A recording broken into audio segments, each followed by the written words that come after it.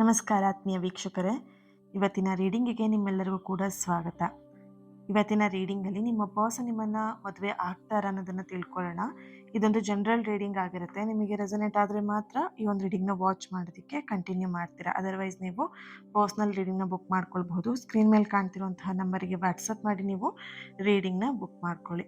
ಹಾಗೆಯೇ ಇಲ್ಲಿ ನಿಮ್ಮ ಎದುರಿಗೆ 3 ಕಾರ್ಡ್ಗಳಿದೆ. 3 ಕಲರ್ ಕ್ರಿಸ್ಟಲ್ಗಳು ಕೂಡ ಇದೆ. ನಿಮಗೆ ಯಾವ ಒಂದು ಕ್ರಿಸ್ಟಲ್ ಅಥವಾ ಯಾವ ಒಂದು ಕಾರ್ಡ್ ತುಂಬ ಅಟ್ರಾಕ್ಟ್ ಆಗುತ್ತೆ ಆ ಕಾರ್ಡ್ನ ಚೂಸ್ ಮಾಡ್ಕೊಳ್ಳಿ.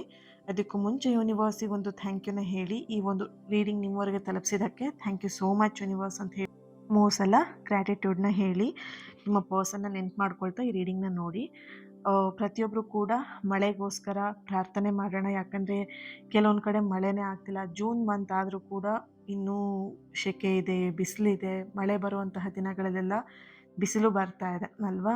ಸೊ ಹಾಗಾಗಿ ಪ್ರತಿಯೊಬ್ಬರು ಕೂಡ ಕಣ್ಮುಚ್ಚಿ 1 ಸೆಕೆಂಡ್ ನೀವು ಯಾವುದೇ ಕೆಲಸದಲ್ಲಿರ್ಬೋದು, ಹೇಗೆ ಇರ್ಬೋದು, ನೋ ಪ್ರಾಬ್ಲಮ್. ನಿಮ್ಮ ಪ್ರಾರ್ಥನೆಗೆ ನೀವು ಹೇಗಿದ್ದೀರಾ ಅನ್ನೋದು ಇಂಪಾರ್ಟೆಂಟ್ ಅಲ್ಲ, ನೀವು ಹೇಗೆ ಪ್ರಾರ್ಥನೆ ಮಾಡ್ತೀರಾ ಅನ್ನೋದು ಇಂಪಾರ್ಟೆಂಟ್ ಆಗಿರುತ್ತೆ.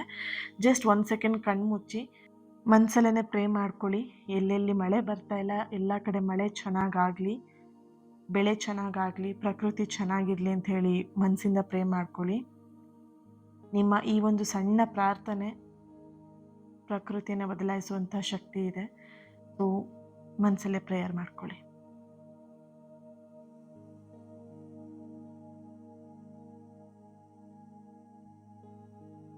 Thank you. ಯಾರೆಲ್ಲ ನನ್ನ ಜೊತೆಗೆ ಪ್ರಾರ್ಥನೆಗೆ ಕೈ ಜೋಡಿಸಿದ್ದೀರಾ ನಿಮ್ಮೆಲ್ಲರಿಗೂ ಕೂಡ thank you. You are really great person. Thank you so much.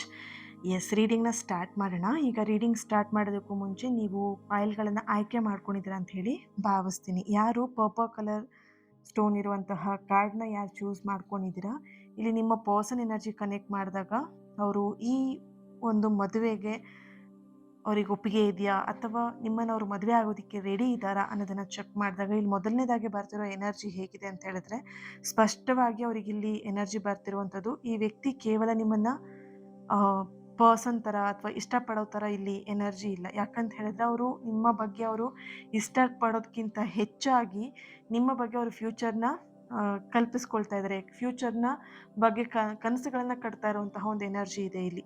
ಹಾಗೆ ಇಲ್ಲಿ ಈ ವ್ಯಕ್ತಿಯ ಒಂದು ಎನರ್ಜಿ ಕನೆಕ್ಟ್ ಮಾಡಿದಾಗ ಈ ವ್ಯಕ್ತಿಗೆ ತುಂಬಾ ಜವಾಬ್ದಾರಿಗಳಿದೆ. ಜೀವನದ ಒಂದು ಹೊಣೆಗಾರಿಕೆಗಳು ಜಾಸ್ತಿ ಇದೆ. ಇವರ ಫ್ಯಾಮಿಲಿಯಲ್ಲಿ ಇವರೇ ದೊಡ್ಡ ಮಗ ಆಗಿರ್ಬೋದು, ದೊಡ್ಡ ಮಗಳಾಗಿರಬಹುದು, ಮನೆಯ ಜವಾಬ್ದಾರಿಗಳನ್ನೆಲ್ಲ ಇವರೇ ನಿಭಾಯಿಸ್ಬೇಕಂತ ಒಂದು ಏನು ಹೇಳ್ಬೋದು, ಅವರ ಎನರ್ಜಿನೇ ಆ ರೀತಿಯಾಗಿದೆ. ತುಂಬಾ ಕೆಲಸ ಇರ್ಬೋದು, ಒತ್ತಡಗಳಿರ್ಬೋದು, ಜವಾಬ್ದಾರಿಗಳಿರ್ಬೋದು. ಸೊ ಇದರ ಮಧ್ಯದಲ್ಲಿ ಅವರಿಗೆ ಮದುವೆ ಅನ್ನುವಂಥ ಟಾಪಿಕ್ ಏನಿದೆ ಅದು ಇವಾಗ ಬೇಡ, ನನ್ನ ಜವಾಬ್ದಾರಿಗಳೆಲ್ಲ ನೋಡೋಣ, ಮುಗಿಸ್ಕೊಳ್ಳೋಣ, ಅಥವಾ ಇನ್ನೂ ನನಗೆ ಬೇಕಾದಷ್ಟು ಕೆಲಸ ಕಾರ್ಯಗಳಿದೆ ಅದೆಲ್ಲ ಮುಗಿದ ಮೇಲೆ ಮದುವೆ. ಇವರಿಗೆ ಮದುವೆ ಅನ್ನುವಂಥ ಆಪ್ಷನ್ ಲಾಸ್ಟಲ್ಲಿದೆ. ಮಿಕ್ಕಿದೆಲ್ಲದೂ ಕೂಡ ಇವರಿಗೆ ಇವ್ರ ಫ್ಯಾಮಿಲಿ ಆಗಿರ್ಬೋದು, ಜವಾಬ್ದಾರಿ ಆಗಿರ್ಬೋದು, ಅದೆಲ್ಲ ಫಸ್ಟ್ ಇದೆ. ಓಕೆನಾ? ಸೊ ಹಾಗಂತೇಳಿ ನಿಮಗೆ ಅವರು ಯಾವುದೇ ರೀತಿಯಂಥ ಆದ್ಯತೆ ಕೊಡ್ತಾ ಇಲ್ಲ ಅಂತಲ್ಲ. ಬಟ್ ಇಲ್ಲಿ ನೀವು ಅಂದ್ಕೊಳ್ತಿದ್ದೀರಾ ಈ ವ್ಯಕ್ತಿಗೆ ಮದುವೆ ಇಂಟ್ರೆಸ್ಟ್ ಇಲ್ಲ, ಬರೀ ಜಸ್ಟ್ ಟೈಮ್ ಪಾಸಿಗೋಸ್ಕರ ಲವ್ ಮಾಡ್ತಿದ್ದಾರೆ, ಪ್ರೀತಿ ಮಾಡ್ತಾ ಇದ್ದಾರೆ, ಈ ವ್ಯಕ್ತಿಗೆ ಮದುವೆ ಅಂದರೆ ಆಗಲ್ಲ, ಈ ಥರ ನೀವಿಲ್ಲಿ ಫೀಲ್ ಮಾಡ್ತಿದ್ದೀರಾ. ಬಟ್ ಅವರ ಪರಿಸ್ಥಿತಿಯಲ್ಲಿ ಅವರು ಮದುವೆ ಆಗುವಂಥ ಸ್ಥಿತಿಯಲ್ಲಿ ಈಗ ಇಲ್ಲ. ಅವರ ಲೈಫಲ್ಲಿ ಜವಾಬ್ದಾರಿ ಇರೋದ್ರಿಂದ ಅವರಿಗೆ ಮದುವೆ ಅನ್ನುವಂಥ ವಿಷಯದಲ್ಲಿ ಈಗ ನಿಮಗೆ ಕಮಿಟ್ಮೆಂಟ್ ಕೊಡೋಕೆ ರೆಡಿ ಇಲ್ಲ. ಈಗ ನೀವು ಕೇಳಿದರೂ ಕೂಡ ಅವ್ರು ಏನು ಮಾಡ್ತಿದ್ದಾರೆ, ಈಗ ಬೇಡ, ಮುಂದೆ ನೋಡೋಣ, ಅಥವಾ ಮುಂದೆ ತಳ್ತಾ ಇದ್ದಾರೆ. ಹೆಚ್ಚಾಗಿ ಮದುವೆ ಅಂತ ಟಾಪಿಕ್ ಬಂದಾಗ ಮುಂದೆ ತಳ್ಳುವಂಥದ್ದು. ಆ್ಯಂಡು ಸರಿಯಾಗಿ ಉತ್ತರ ಕೊಡಲ್ಲ ನಿಮಗೆ. ಹಾಗಂತ ಮಾತ್ರಕ್ಕೆ ಅವರಿಗೆ ನಿಮ್ಮ ಮೇಲೆ ಪ್ರೀತಿ ಇಲ್ಲ, ಭಾವನೆ ಇಲ್ಲ ಅಂತಲ್ಲ. ಬಟ್ ಅವ್ರ ಜವಾಬ್ದಾರಿ ಇದನ್ನು ಮದುವೆ ಅನ್ನುವಂಥ ವಿಷಯನ ಮುಂದೂಡುವ ಹಾಗೆ ಆಗ್ತಾ ಇದೆ ಇಲ್ಲಿ. ಸರಿನಾ? ನೋಡ್ಬೋದು ನೀವು ಮದುವೆ ಅಂತ ವಿಷಯ ಬಂದಾಗೆಲ್ಲ ಅವ್ರು ತುಂಬ ಅಪ್ಸೆಟ್ ಆಗ್ತಾರೆ, ಅಥವಾ ಸಿಟ್ಟು ಮಾಡ್ಕೊಳ್ಳೋದು, ಕೋಪ ಮಾಡ್ಕೊಳ್ಳೋದು, ಅಥವಾ ನಿಮ್ಮ ಮೇಲೆ ರೇಗಾಡೋದು, ಈ ಕೆಲಸನೆಲ್ಲ ಮಾಡುವಂತಹ ಒಂದು ಎನರ್ಜಿ ಇದೆ. ಆದರೆ ಇದಕ್ಕೆಲ್ಲದಕ್ಕೂ ಕೂಡ ಕಾರಣ ಒಂದೇನೆ, ಅವರಲ್ಲಿ ಇರುವಂತಹ, ಅವ್ರ ಜೀವನದಲ್ಲಿರುವಂತಹ ಹೊಣೆಗಾರಿಕೆಗಳೇ ಇದಕ್ಕೆಲ್ಲ ಕಾರಣ ಆಗ್ತಾ ಇದೆ. ಇನ್ನೊಂದು ಎನರ್ಜಿ ಬರ್ತಿರೋದು ಇಲ್ಲಿ ಇಬ್ಬರದು ಕೂಡ ಕ್ಯಾಸ್ಟ್ ಬೇರೆ ಬೇರೆ ಇದೆ. ಹಾಗಾಗಿ ಇವರಿಗೆ ಕುಟುಂಬದ ಅಭಿಪ್ರಾಯ ಕೂಡ ಇಂಪಾರ್ಟೆಂಟ್. ಯಾಕಂದರೆ ಈ ವ್ಯಕ್ತಿ ಒಂಥರ ಫ್ಯಾಮಿಲಿಗೆ ಅಟ್ಯಾಚ್ಡ್ ಆಗಿರುವಂತಹ ವ್ಯಕ್ತಿ. ಫ್ಯಾಮಿಲಿಯ ಅಭಿಪ್ರಾಯ ತುಂಬ ಇವರಿಗೆ ಇಂಪಾರ್ಟೆಂಟ್ ಆಗಿರುತ್ತೆ, ಮುಖ್ಯ ಇವರಿಗೆ. ಹಾಗಾಗಿ ಇಲ್ಲಿ ಕುಟುಂಬ ಅನ್ನುವಂಥದ್ದು ಈ ಒಂದು ಪ್ರೀತಿಗೆ, ಈ ಒಂದು ಸಂಬಂಧಕ್ಕೆ ಒಪ್ಪಿಗೆ ಕೊಡುತ್ತೋ ಇಲ್ವೋ ಅನ್ನುವಂಥ ಭಯ ಕೂಡ ಅವರಲ್ಲಿದೆ. ಆ್ಯಂಡ್ ಆರ್ಥಿಕ ಪರಿಸ್ಥಿತಿ ನೋಡಿದಾಗ ಅವರಲ್ಲಿ ತುಂಬಾ ಲೋನ್ಗಳು ಮಾಡ್ಕೊಂಡಿರುವಂಥದ್ದು, ಸಾಲ ಮಾಡ್ಕೊಂಡಿರುವಂತಹ ಒಂದು ಎನರ್ಜಿ ಇದೆ. ಸೊ ಹಾಗಾಗಿ ಇವರು ಮದುವೆ ಅಂತ ವಿಷಯ ಬಂದಾಗ ಭಯ ಪಡ್ತಾ ಇದ್ದಾರೆ. ಈಗಿನ ಸದ್ಯದ ಪರಿಸ್ಥಿತಿಯಲ್ಲಿ ಅವರು ನಿಮ್ಮನ್ನು ಮದುವೆ ಆಗುವಂತಹ ಎನರ್ಜಿ ಇಲ್ಲ. ಹಾಗಂತ ಮಾತ್ರಕ್ಕೆ ಇವರು ನಿಮ್ಮನ್ನು ಬಿಟ್ಟು ಬೇರೆಯವ್ರನ್ನ ಮದುವೆ ಆಗ್ತಾರಾ? ನೋ, ಈ ಥರ ಇಲ್ಲ. ಈಗ ಸದ್ಯದ ಪರಿಸ್ಥಿತಿಯಲ್ಲಿ ಅವರಿಗೆ ಜವಾಬ್ದಾರಿ ಇದೆ. ಹಾಗಿದ್ದಾಗ ಅವ್ರು ಹೇಗೆ ಮದುವೆಗೆ ಒಪ್ಪಿಗೆ ಕೊಡೋದಕ್ಕೆ ಸಾಧ್ಯ ಅಲ್ವಾ? ಹಾಗಾಗಿ ಅವ್ರು ಇವಾಗಿನ ಸದ್ಯದ ಪರಿಸ್ಥಿತಿಯಲ್ಲಿ ಅವರು ಮದುವೆಗೆ ರೆಡಿ ಇಲ್ಲ ಅನ್ನುವಂತಹ ಒಂದು ಎನರ್ಜಿಯಲ್ಲಿ ಬರ್ತಿದೆ. ಬಟ್ ನೀವು ತಾಳ್ಮೆ ಕಳ್ಕೊಳ್ದೇ ಇದ್ರೆ ಒಳ್ಳೇದು. ಅವರಿಗೆ ಸಪೋರ್ಟಿವ್ ಆಗಿ ನೀವು ಇರಬೇಕಾಗತ್ತೆ. ಪಾರ್ಟ್ನರ್ ಅಂತ ಬಂದಾಗ ಬರೀ ನಾನು ಪ್ರೀತಿಲಿ ಇರ್ತೀನಿ, ನಿನ್ನ ಜವಾಬ್ದಾರಿ ನಿನ್ನ ಕೆಲಸಕ್ಕೆಲ್ಲ ನಾನು ಸಪೋರ್ಟ್ ಮಾಡಲ್ಲ ಅಂತ ಹೇಳಿದ್ರೆ ಅದು ಪ್ರೀತಿ ಆಗಿರಲ್ಲ, ರೈಟ್? ಸೊ ಅವರ ಒಂದು ಪರಿಸ್ಥಿತಿನ ನೀವು ಅರ್ಥ ಮಾಡ್ಕೊಳ್ಬೇಕಾಗತ್ತೆ. ಅವರ ಪರಿಸ್ಥಿತಿನ ನೀವು ಏನು ವ್ಯಾಲ್ಯೂ ಮಾಡಬೇಕಾಗತ್ತೆ, ರೈಟ್? ಅವ್ರು ಇವಾಗ ನಿಮ್ಮ ಹತ್ರ ಕೆಲವೊಂದ್ಸಲ ರಿಕ್ವೆಸ್ಟ್ ಕೂಡ ಮಾಡಿರ್ಬೋದು, ನಂಗೆ ಸ್ವಲ್ಪ ಟೈಮ್ ಕೊಡು ಅಂತ ಹೇಳ್ಬಿಟ್ಟು. ಬಟ್ ಟೈಮ್ ಕೊಡು ಅಂದ ತಕ್ಷಣ ಅವ್ರು ನಿಮ್ಮನ್ನು ಬಿಟ್ಟು ಬಿಡ್ತಾರೆ, ನಿಮ್ಮ ಮೇಲೆ ಫೀಲಿಂಗ್ಸ್ ಇಲ್ಲ ಅಂತ ಅಲ್ಲ. ಬಟ್ ಅವ್ರು ನಿಮ್ಮ ಹತ್ರ ರಿಕ್ವೆಸ್ಟ್ ಮಾಡ್ತಾ ಇದ್ದಾರೆ, ಕೇಳ್ತಾ ಇದ್ದಾರೆ. ಸೊ ಅವರ ಟೈಮ್ನ ನೀವು ರೆಸ್ಪೆಕ್ಟ್ ಮಾಡೋದು ತುಂಬಾ ಇಂಪಾರ್ಟೆಂಟ್, ಓಕೆನಾ? ಅವರು ಈ ಕ್ಷಣದಲ್ಲಂತೂ ಮದುವೆ ವಿಷಯದಲ್ಲಿ ನಿರ್ಧಾರ ತೆಗೆದುಕೊಳ್ಳುವಂಥ ಹಂತದಲ್ಲಿ ಈ ವ್ಯಕ್ತಿ ಇಲ್ಲ. ಇನ್ನೊಂದು 2 ವರ್ಷನೂ ಕೂಡ ಆಗ್ಬೋದು, ಅಥವಾ ಇನ್ನು 3 ವರ್ಷ ಕೂಡ ಆಗಬಹುದು ಅನ್ನುವಂತಹ ಒಂದು ಎನರ್ಜಿ ಇಲ್ಲಿ ಬರ್ತಿದೆ. ಇವರು ಮದುವೆಗೆ ನಿಮಗೆ ಒಪ್ಪಿಗೆ ಕೊಡಬೇಕು ಅಂತ ಹೇಳಿದರೆ. Okay, thank you so much. ಹಾಗೆಯೇ ಬ್ಲೂ ಕಲರ್ ಕಾರ್ಡ್ ಯಾರು ಚೂಸ್ ಮಾಡ್ಕೊಂಡಿದ್ರ, ಬ್ಲೂ ಕಲರ್ ಸ್ಟೋನ್ ಯಾರು ಚೂಸ್ ಮಾಡ್ಕೊಂಡಿದ್ರ, ಇಲ್ಲಿ ನಿಮ್ಮ ಎನರ್ಜಿಗೆ ಕನೆಕ್ಟ್ ಮಾಡಿದಾಗ ನಿಮ್ಮಿಬ್ಬರ ಒಂದು ಸಂಬಂಧ ಇದೆಯಲ್ಲ, ಒಂದು divine energy, divine blessings, angel blessings ಇರುವಂತಹ ಒಂದು ಏನು ಎನರ್ಜಿ ಅಂತಲೇ ಹೇಳ್ಬೋದು ನಿಮ್ಮಿಬ್ಬರು ಸಂಬಂಧ, ಓಕೆನಾ?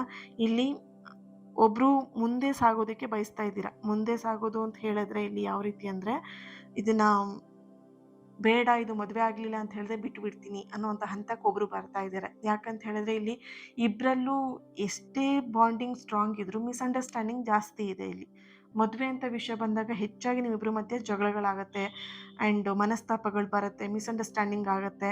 ಇಲ್ಲಿ ಕೆಲವೊಬ್ಬರು ನೋಡಬಹುದು, ಇಲ್ಲಿ ನಿಮಗೆ ಈ ವ್ಯಕ್ತಿ ಎರಡನೆಯ ವ್ಯಕ್ತಿಯಾಗಿದ್ದಾರೆ, ಅಂದರೆ ಎರಡನೇ ಪರ್ಸನ್.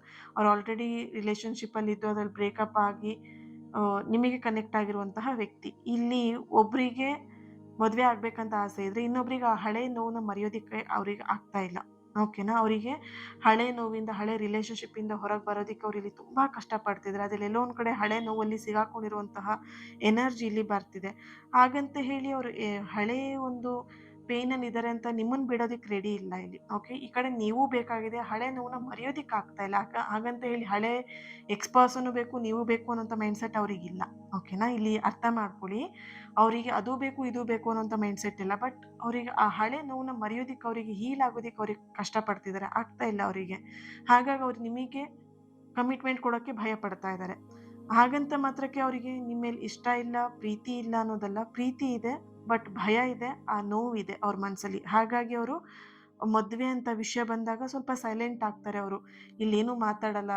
ನೀನು ತುಂಬ ಫೋರ್ಸ್ ಮಾಡಬೇಕಾಗತ್ತೆ, ಹೇಳು ಏನಾದರೂ ಅಂತ ಹೇಳಿದಾಗ ಅವಾಗ ಏನಾದರೂ ಒಂದು ಅಡ್ಡಗೋಡೆ ಮೇಲೆ ದೀಪ ಇಟ್ಟೋ ಥರ ಮಾತಾಡ್ತಾರೆ. ನೋಡೋಣ, ಹೇಳ್ತೀನಿ, ಇನ್ನೊಂದು ಸ್ವಲ್ಪ ದಿನ ಟೈಮ್ ಕೊಡು, ಈ ಥರ ಅವ್ರು ಏನಾದರೂ ಸ್ವಲ್ಪ ಅಡ್ಡಗೋಡೆ ಮೇಲೆ ದೀಪ ಇಟ್ಟೋ ಥರ ಹೇಳುವಂತಹ ಒಂದು ಎನರ್ಜಿಲಿ ಬರ್ತಿದೆ. ಆ್ಯಂಡ್ ಇಲ್ಲಿ ಇನ್ನೊಂದು ಎನರ್ಜಿ ಅಂತ ಹೇಳಿದ್ರೆ, ನಿಮ್ಮಿಬ್ಬರ ವಿಷಯದಲ್ಲಿ ಮದುವೆ ಅನ್ನುವಂಥದ್ದು, ಅವ್ರು ಮದುವೆ ಆಗ್ತಾರಾ ಅಂತ ನೋಡಿದಾಗ ಖಂಡಿತವಾಗಿಯೂ ಅವ್ರು ನಿಮ್ಮನ್ನು ಮದುವೆ ಆಗ್ತಾರೆ. ಬಟ್ ಮದುವೆ ಆಗಬೇಕು ಅಂತ ಹೇಳಿದ್ರೆ ಅವ್ರು ಹೀಲ್ ಆಗಬೇಕು. ಇಲ್ಲ ಅಂತ ಹೇಳಿದ್ರೆ ಈ ರಿಲೇಷನ್ಶಿಪ್ಪಲ್ಲಿ ಇನ್ನೊಂದಷ್ಟು ಮಿಸ್ಅಂಡರ್ಸ್ಟ್ಯಾಂಡಿಂಗ್ ಬರುವಂಥದ್ದು ಅಥವಾ ಮಧ್ಯದಲ್ಲೇ ಬ್ರೇಕಪ್ ಆಗೋ ಚಾನ್ಸಸ್ ಕೂಡ ಕಾಣಿಸ್ತಾ ಇದೆ. ಹಾಗಾಗಿ ಇಲ್ಲಿ ಈ ವ್ಯಕ್ತಿಗೆ ನೀವು ಸ್ವಲ್ಪ ಸಮಯವನ್ನು ಕೊಡೋದು ಆ್ಯಂಡ್ ಅವರು ಹೀಲ್ ಆಗೋದಕ್ಕೆ ನೀವು ಸಪೋರ್ಟ್ ಮಾಡಬೇಕಾಗತ್ತೆ. ಯಾಕಂದರೆ ಆ ವ್ಯಕ್ತಿಗೆ ಹೇಗೆ ಇದರಿಂದ ಹೊರಗೆ ಬರಬೇಕು ಅನ್ನೋದು ಅವ್ರಿಗೆ ಗೊತ್ತಾಗ್ತಿಲ್ಲ. ನಿಮ್ಮ ಹತ್ರ ಅವರು ಕೇಳ್ಬೋದು ಕೂಡ ಒಂದೊಂದ್ಸಲ, ಆ ಪೇಯ್ನನ್ನು ನಿಮ್ಮ ಹತ್ರ ಎಕ್ಸ್‌ಪ್ರೆಸ್ ಮಾಡ್ಬೋದು ಕೂಡ. ನನಗೆ ಈ ಥರ ಆಗ್ತಾ ಇದೆ, ಪಾಸ್ಟ್ ಪೇಯ್ನಿಂದ ನಂಗೆ ಹೊರಗೆ ಬರೋಕ್ಕೆ ಆಗ್ತಿಲ್ಲ ಅಂತ ಹೇಳ್ಬಿಟ್ಟು ನಿಮ್ಮ ಹತ್ರ ಎಕ್ಸ್‌ಪ್ರೆಸ್ ಮಾಡ್ಕೊಳ್ಬೋದು. ಬಟ್ ಅವ್ರಿಗೆ ಏನಂತ ಹೇಳಿದ್ರೆ, ನಿಮ್ಮ ಮೇಲೆ ಇಷ್ಟ ಇದೆ, ಬಟ್ ಆ ಪೇಯ್ನ್ ಏನಿದೆ ಅವರಿಗೆ ಮದುವೆವರೆಗೆ ತೊಗೊಂಡು ಹೋಗೋದಕ್ಕೆ, ಈ ರಿಲೇಷನ್‌ಶಿಪ್‌ನ ತೊಗೊಂಡು ಹೋಗೋದಕ್ಕೆ ಅವರಿಗೆ ಆಗ್ತಾ ಇಲ್ಲ, ಓಕೆ? ಹಾಗೆ ಇಲ್ಲಿ ಎಲ್ಲೋ ಒಂದು ಕಡೆ ನಿಮ್ಮಿಬ್ಬರ ಮಧ್ಯ ಈ ವಿಷಯದಲ್ಲೇ ಸೈಲೆನ್ಸ್ ಅನ್ನೋವಂಥದ್ದು, ಮೌನ ಅನ್ನೋವಂಥದ್ದು ಜಾಸ್ತಿ ಆಗ್ತಿದೆ. ಇಬ್ಬರ ಮಧ್ಯೆ ಎಲ್ಲೋ ಒಂದು ಕಡೆ ಇದರಿಂದನೇ ಜಗಳಗಳಾಗೋದು, ಇಬ್ಬರು ಸೈಲೆಂಟ್ ಆಗಿರೋದು ಅಥವಾ ಮನಸ್ತಾಪ ಮಾಡಿಕೊಂಡು ಜಗಳ ಮಾಡುವಂತಹ ಎನರ್ಜಿ ಜಾಸ್ತಿಯಾಗಿ ಇಲ್ಲಿ ಬರ್ತಾ ಇದೆ. ಇದೆಲ್ಲೋ ಒಂದು ಕಡೆ ಈ ಥರದ ಪರಿಸ್ಥಿತಿಗಳಿಂದ ಆದಷ್ಟು ಬೇಗ ಹೊರಗೆ ಬರ್ತೀರಾ ಆ್ಯಂಡ್ ಅವರ ಹೀಲಿಂಗಿಗೆ ನೀವು ಸಪೋರ್ಟ್ ಮಾಡಬೇಕಾಗತ್ತೆ, ಸಪೋರ್ಟ್ ಮಾಡ್ತೀರಾ ಕೂಡ. ಇದೆಲ್ಲವೂ ಕೂಡ ಕಂಪ್ಲೀಟ್ ಆದಾಗ ನಿಮ್ಮ ಮದುವೆ ಅನ್ನುವಂಥದ್ದು ಸಾಧ್ಯತೆ ಇದೆ. ಅಲ್ಲಿವರೆಗೆ ಈ ಒಂದು ಎನರ್ಜಿಯಲ್ಲೂ ಕೂಡ ಮದುವೆ ಅನ್ನುವಂಥದ್ದು ಅಷ್ಟು ಈಸಿ ಇಲ್ಲ ನಿಮ್ಮ ರಿಲೇಷನ್ಶಿಪ್ಪಲ್ಲಿ, ಓಕೆನಾ. ಈ ಒಂದು ಸಮಯ, ಈ ಮದುವೆಯ ಸಮಯ ಬರಬೇಕು ಅಂತ ಹೇಳಿದ್ರೆ ನೀವು ತಾಳ್ಮೆಯಿಂದ ಅವರಿಗೆ ಸಪೋರ್ಟಿವ್ ಆಗಿ ಬೆನ್ನೆಲುಬಾಗಿ ನಿಲ್ಲೋದು ಅವಶ್ಯಕವಾಗಿ ಇದೆ ಈಗಿನ ಪರಿಸ್ಥಿತಿಯಲ್ಲಿ. Okay, thank you so much. ಹಾಗೆಯೇ ಗ್ರೀನ್ ಕಲರ್ ಕಾರ್ಡ್ನ ಯಾರು ಚೂಸ್ ಮಾಡ್ಕೊಂಡಿದ್ದೀರಾ, ನಿಮ್ಮ ಪರ್ಸನ್ ಎನರ್ಜಿ ಕನೆಕ್ಟ್ ಮಾಡಿದಾಗ ಇಲ್ಲಿ ಸೋಲ್ ಕನೆಕ್ಷನ್, ಸೋಲ್ಮೇಟ್ ಕನೆಕ್ಷನ್ ಹೆಚ್ಚಾಗಿ ಬರ್ತಾ ಇದೆ. ಈ ವ್ಯಕ್ತಿ ನಿಮ್ಮನ್ನು ಮದುವೆ ಆಗುವಂತಹ ಆಸೆ ಏನಿದೆ ತುಂಬ ಸಲ ಅವ್ರ ಮನಸ್ಸಲ್ಲಿ ಬಂದಿದೆ. ಇವಾಗ ಮದುವೆ ಆಗೋಣ, ಇನ್ನು ನೆಕ್ಸ್ಟ್ ಇಯರ್ ಮದುವೆ ಆಗೋಣ, ಅಥವಾ ಮುಂಚೆನೇ 2 ಇಯರ್ಸ್ ಮುಂಚೆನೇ ಮದುವೆ ಆಗಿಬಿಡ್ಬೇಕಿತ್ತು, ಈ ಥರದ್ದೆಲ್ಲ ಅವ್ರು ಇಲ್ಲಿ ಕನಸನ್ನು ಕಟ್ತಾ ಇದ್ದಾರೆ. ಆ್ಯಂಡ್ ವೆರಿ ಸೂನ್ ಈ ಒಂದು ಎನರ್ಜಿಯಲ್ಲಿ ಮದುವೆ ಆಗುವಂತಹ ಸಾಧ್ಯತೆ ಹೆಚ್ಚಾಗಿ ಇಲ್ಲಿ ಬರ್ತಾ ಇದೆ. ಯಾಕಂತ ಹೇಳಿದ್ರೆ ನೆಕ್ಸ್ಟ್ ಇಯರ್ ಅಂತೂ ತುಂಬಾ ಸ್ಟ್ರಾಂಗ್ ಆಗಿ ಬರ್ತಿದೆ ಈ ಎನರ್ಜಿಯಲ್ಲಿ. ನೆಕ್ಸ್ಟ್ ಇಯರ್ ಮದುವೆ ಆಗುವಂತಹ ಸಾಧ್ಯತೆ ತುಂಬ ಹೆಚ್ಚಾಗಿ ಬರ್ತಿದೆ. ಇವ್ರಿಗೆ ಒಂದೇ ಒಂದು ಭಯ ಏನು ಅಂತ ಹೇಳಿದ್ರೆ, ಮದುವೆ ಆದಮೇಲೆ ಹೇಗೆ ಅದನ್ನು ಮದುವೆ ಲೈಫ್ನ, ಮ್ಯಾರಿಡ್ ಲೈಫ್ನ ತಗೊಂಡು ಹೋಗಬೇಕು ಅಂದರೆ, ಇನ್ನೂ ಇವರು ಇವಾಗ ಫೈನಾನ್ಷಿಯಲಿ ಸ್ಟೇಬಲ್ನ ತಗೊಳ್ತಾ ಇದ್ದಾರೆ, ಇನ್ನೂ ಫೈನಾನ್ಷಿಯಲಿ ಇವರು ಸ್ಟ್ರಾಂಗ್ ಆಗಲಿಲ್ಲ. ಸೊ ಹಾಗಾಗಿ ಇವರು ಇಲ್ಲಿ ಭಯ ಪಡ್ತಿದ್ದಾರೆ. ಫ್ಯೂಚರ್ ಮದುವೆ ಅಂತ ಆದಮೇಲೆ ಯಾವ ರೀತಿಯಾಗಿ ನಾನು ಈ ವ್ಯಕ್ತಿ ಜೊತೆಗೆ ಇರಬೇಕಾಗತ್ತೆ, ಅಥವಾ ಫೈನಾನ್ಷಿಯಲಿ ಹೇಗೆ ಸ್ಟ್ರಾಂಗ್ ಆಗಬೇಕು, ಪ್ರತಿಯೊಂದು ಕೂಡ ಇವರು ಇಲ್ಲಿ ಪ್ಲ್ಯಾನ್ ಮಾಡ್ತಾ ಇದ್ದಾರೆ. ಇಲ್ಲಿ ಹುಡುಗ ಆಗಿರ್ಬೋದು, ಹುಡುಗಿ ಆಗಿರ್ಬೋದು, ಇಬ್ಬರಿಗೂ ಕೂಡ ಒಂದು ಫೈನಾನ್ಷಿಯಲಿ ಸ್ಟೆಬಿಲಿಟಿ ಅನ್ನೋದು ತುಂಬಾ ಇಂಪಾರ್ಟೆಂಟ್ ಆಗಿರುತ್ತೆ, ರೈಟ್. ಸೊ ಹಾಗಾಗಿ ಈ ವ್ಯಕ್ತಿಯ ಎನರ್ಜಿಯಲ್ಲಿ ಎಲ್ಲೋ ಒಂದು ಕಡೆ ಆ ಫೈನಾನ್ಷಿಯಲಿ ಭಯ ಅನ್ನುವಂಥದ್ದು ಕಾಣಿಸ್ತಾ ಇದೆ. ಬಟ್ ಮದುವೆ ಆಗೋಕ್ಕೆ ಇಷ್ಟ ಇದೆ. ಮದುವೆ ಇವಾಗ ಆಗೋಣ ಅಂತ ಹೇಳಿದ್ರೆ ಅವ್ರು ರೆಡಿ ಇದ್ದಾರೆ. ಓಕೆ, ಆಗೋಣ ಅಂತ ಹೇಳ್ಬೋದು, ನೀವು ಆನ್ಸರ್ ಕೊಡ್ಬೋದು. ಬಟ್ ಅವರಿಗೆ ಎಲ್ಲೋ ಒಂದು ಕಡೆ ಫೈನಾನ್ಷಿಯಲಿ ಭಯ ಇರೋದ್ರಿಂದ ಅವರು ಇವಾಗ ಸದ್ಯದ ಮಟ್ಟಿಲಿ ಮದುವೆ ಅನ್ನೋದನ್ನು ಸ್ವಲ್ಪ ಹೋಲ್ಡ್ ಮಾಡ್ತಾ ಇರುವಂತಹ ಒಂದು ಎನರ್ಜಿ ಇದೆ. ಆ್ಯಂಡ್ ಇಲ್ಲಿ ಎಲ್ಲೋ ಒಂದು ಕಡೆ ಅವರು ನಿಮ್ಮನ್ನು ಕಳ್ಕೊಳ್ಳೋಕ್ಕಂತೂ ಇಷ್ಟಪಡಲ್ಲ, ಓಕೆನಾ. ಸೊ ಇಲ್ಲಿ ಇಬ್ಬರ ಫ್ಯಾಮಿಲಿಲಿ ಯಾರೋ ಒಬ್ಬರು ಫ್ಯಾಮಿಲಿಲಿ ಇಷ್ಟ ಇಲ್ಲ ಅಂತ ಇಲ್ಲಿ ಕಾಣಿಸ್ತಿದೆ. ಬಟ್ ಇಲ್ಲಿ ಇಬ್ಬರು ಕೂಡ ಏನಂತ ಹೇಳಿದ್ರೆ, ಏನೇ ಆದರೂ ಕೂಡ ಫ್ಯಾಮಿಲಿನ ಒಪ್ಪಿಸ್ಬಿಟ್ಟು ಮದುವೆ ಆಗಬೇಕು ಅನ್ನೋದು ಇಬ್ಬರ ಒಂದು ಮನಸ್ಸಲ್ಲಿರುವಂಥ ಆಸೆ ಆಗಿದೆ. ಆದರೆ ಇಲ್ಲಿ ಒಂದು ಫ್ಯಾಮಿಲಿ ಒಪ್ಪದೇ ಇರೋ ಕಾರಣನೂ ಸ್ವಲ್ಪ ಇಲ್ಲಿ ಮದುವೆ ಡಿಲೇ ಆಗ್ತಾ ಇರ್ಬೋದು.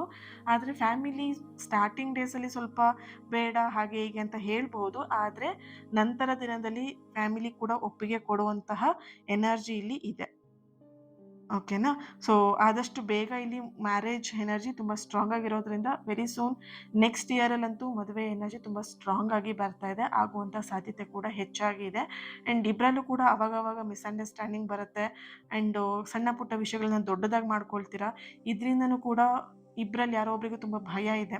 ಇವಾಗಲೇ ಈ ಥರ ಮಾಡ್ತಾಳೆ ಅಥವಾ ಇವಾಗಲೇ ಈ ಥರ ಮಾಡ್ತಾನೆ, ಮುಂದೆ ಹೇಗಪ್ಪ ಫ್ಯೂಚರಲ್ಲಿ ಈ ವ್ಯಕ್ತಿನ ನಂಬೋದಾ ಅಥವಾ ಟ್ರಸ್ಟ್ ಮಾಡ್ಬೋದಾ ಅನ್ನೋಂಥ ಎಲ್ಲೊಂದು ಕಡೆ ಡೌಟ್ನ ಪಡ್ತಾ ಇದ್ದೀರಾ. ಬಟ್ ಇಲ್ಲಿ ಡೌಟ್ ಪಡೋವಂಥದ್ಕಿಂತ ಹೆಚ್ಚಾಗಿ ಅರ್ಥ ಮಾಡಿಕೊಂಡ್ರೆ ಈ ಡೌಟ್ ಅನ್ನೋವಂಥದ್ದು ಕಡಿಮೆ ಆಗುತ್ತೆ, ಓಕೆನಾ. ಒಬ್ರನ್ನೊಬ್ರನ್ನ ಅರ್ಥ ಮಾಡಿಕೊಂಡಾಗ ಈ ರೀತಿಯಾದಂತಹ ಒಂದು ಮನಸ್ತಾಪಗಳು ಬರೋದಿಲ್ಲ, ಓಕೆ.